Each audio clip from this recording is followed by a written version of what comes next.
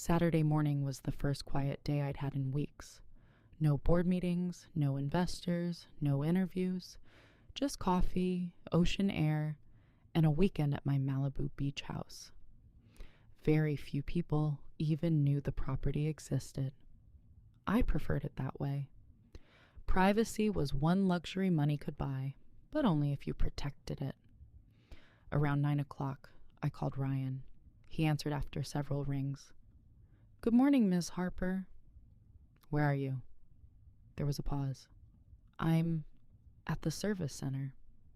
The Rolls-Royce picked up a warning light yesterday. I wanted to get it inspected before Monday." I frowned. "What kind of warning?" "Probably nothing. The mechanic says it might take all day. I'll send another driver if you need transportation." His answer came too quickly. Something about it felt rehearsed. I looked out across the Pacific Ocean through my apartment window. "Don't worry about it. I'll drive myself." "Of course." His voice sounded strangely relieved. An hour later, I was heading north on the Pacific Coast Highway in my personal Porsche. The drive to Malibu usually helped clear my mind. Today, it only made me think about Ryan's excuses, late arrivals, secret detours, the fake identity. Something still wasn't adding up. 30 minutes later, I turned onto the private road leading toward my property.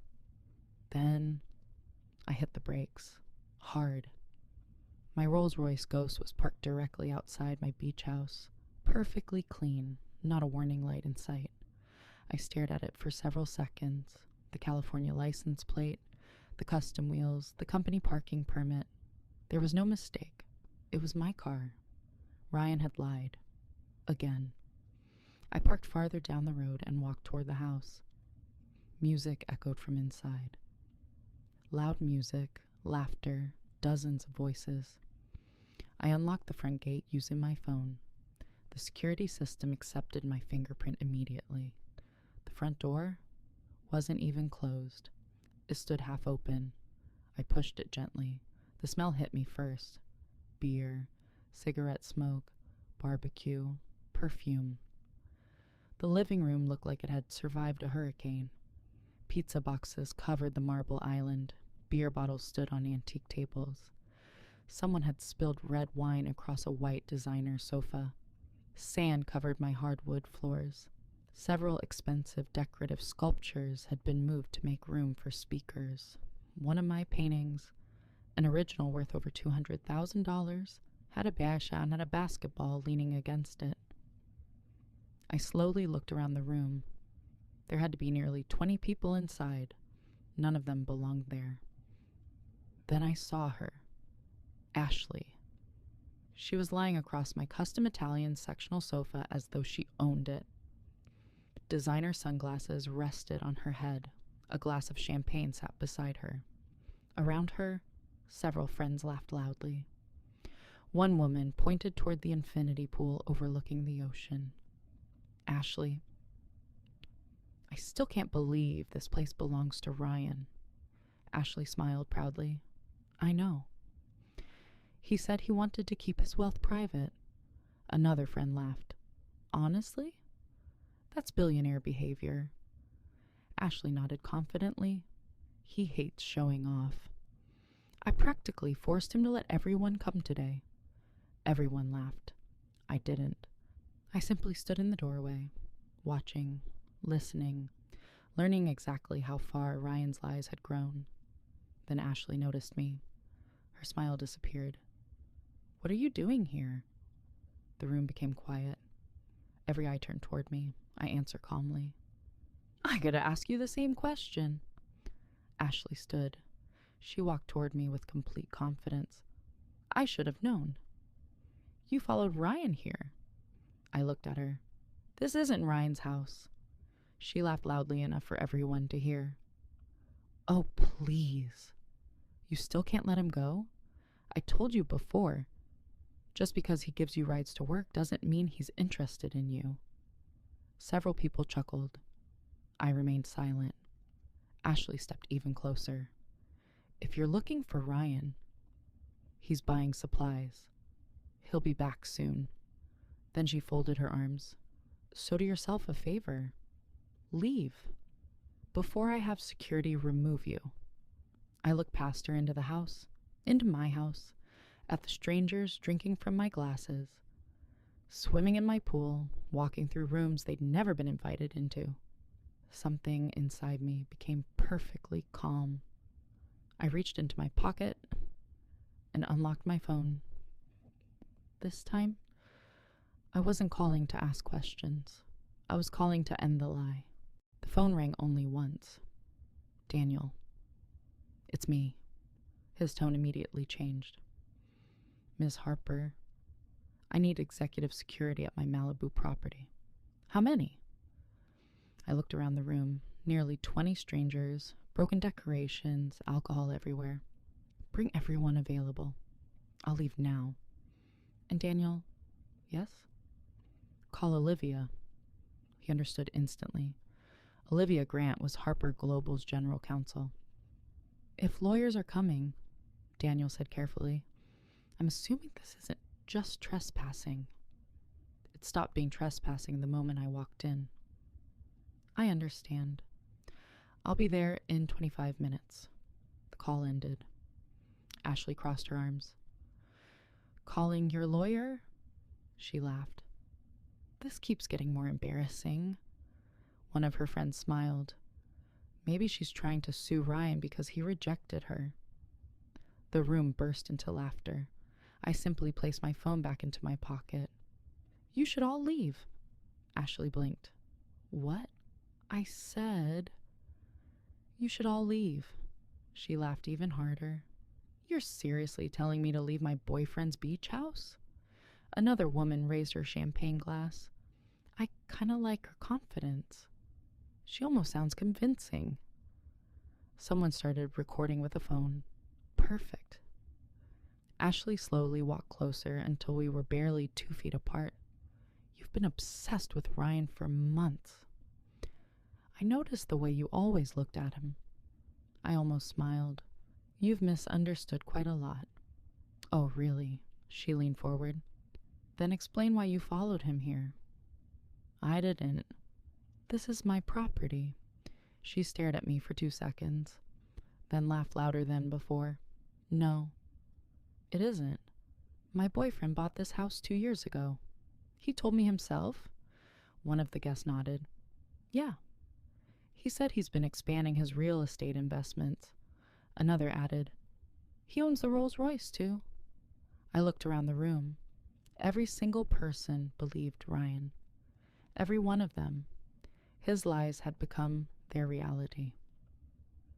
So, Ashley continued, here's what's going to happen. You're leaving. If you don't, she pointed toward 2 muscular men near the kitchen, they'll escort you out. The 2 men exchanged uncertain looks. Neither moved. Not yet. I slowly walked farther into the living room. Nobody stopped me. My eyes scanned every corner. The damage was worse than I'd first thought. Wine-stained imported rugs, ashes-covered handmade furniture. Designer pillows were on the wet pool deck. Someone had scratched initials into my walnut dining table. One guest had placed a dripping hamburger directly onto polished marble. Then I stopped. The bookshelf. One shelf was empty. My heartbeat slowed. It wasn't expensive artwork that caught my attention.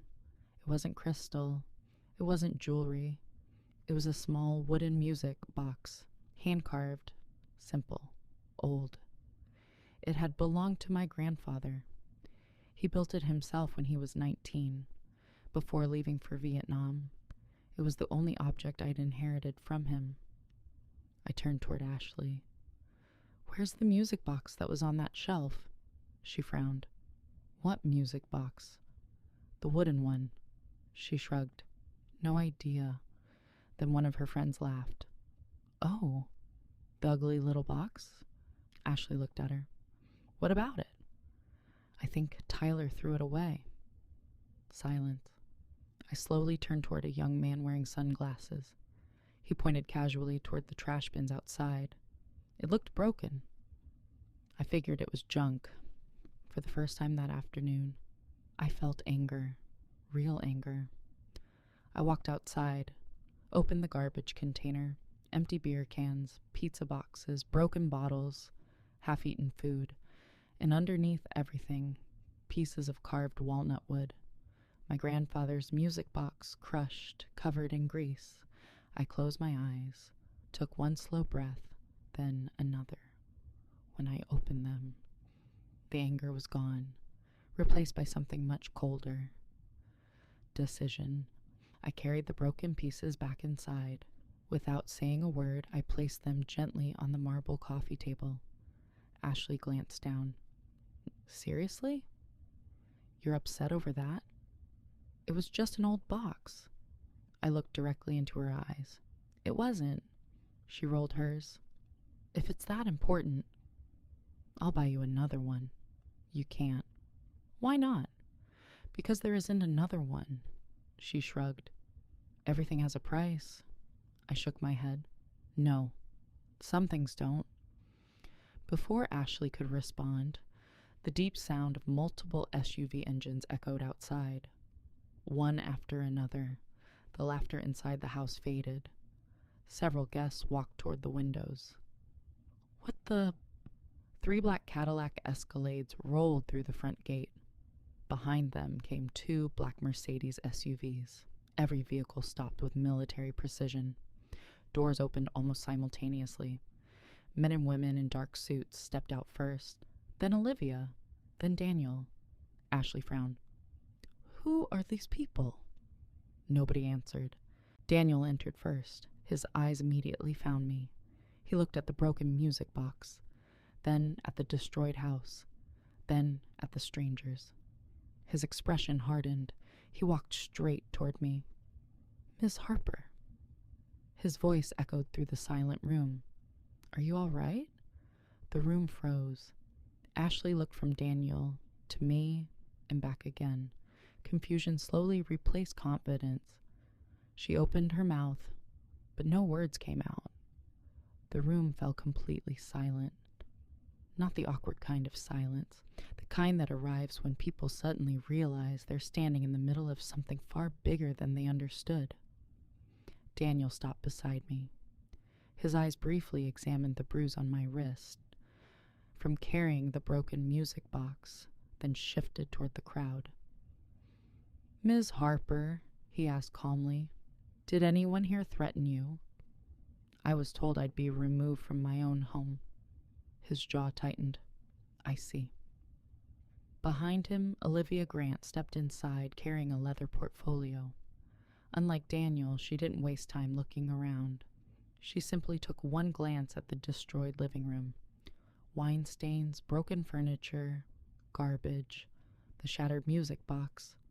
Then she quietly turned to one of the assistants beside her. Photograph everything. Immediately, several members of the legal team spread throughout the house. Professional cameras clicked every few seconds. Every damaged chair, every broken decoration, every stain, every footprint, every beer bottle, every room. Ashley finally found her voice. Excuse me? Nobody answered. She stepped closer. Excuse me. Olivia slowly looked at her. Can I help you?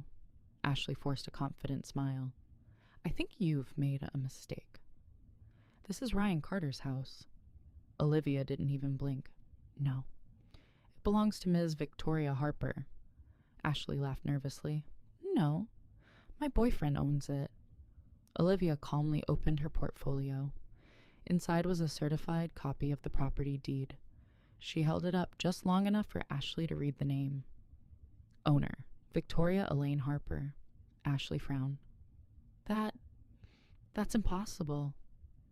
It isn't. One of Ashley's friends slowly lowered the beer in his hand. Wait, so who is she? Daniel answered without looking away from Ashley. Founder and Chief Executive Officer of Harper Global Technologies. No one spoke. One woman quietly whispered, The billion-dollar company? Another nodded slowly. I've seen her name in Forbes A third looked toward Ashley. I thought Ryan was the CEO. Ashley turned pale. At that exact moment, the front door opened again. Ryan walked inside carrying several shopping bags. He was smiling. I got the steaks you wanted, babe. Then he saw the room. Daniel, Olivia, the legal team, the security officers, me.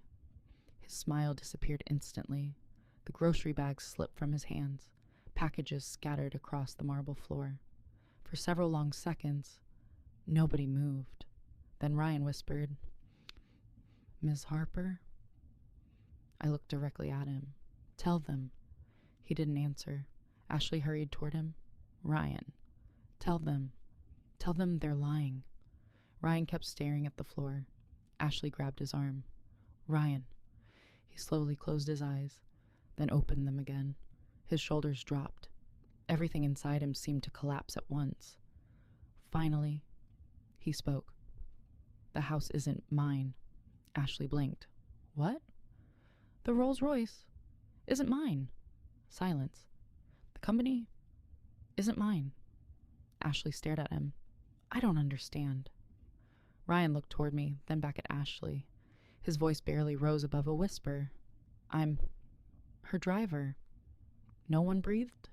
Ashley laughed once, a short, confused laugh. "No." Ryan didn't answer. She grabbed both sides of his jacket. "Tell me you're joking." "I'm not." "You told me." "I know." "You said you built the company." I lied. "You said this house belonged to you." I lied. "You said the car." I lied. Every answer sounded exactly the same, like pieces of glass falling onto concrete. Ashley slowly released his jacket. She looked around the room. The lawyers, the photographers, the security officers. Then she looked back at me. For the first time since we'd met, there wasn't a trace of arrogance left in her face. Only disbelief and fear. I calmly folded my hands in front of me. "You've spent 6 weekends in my house." I pointed toward the Rolls-Royce parked outside. "You've been riding in my car." Then I looked at Ryan. "You've spent months pretending to live someone else's life." Neither of them could find a single word to say, and they both knew. This was only the beginning.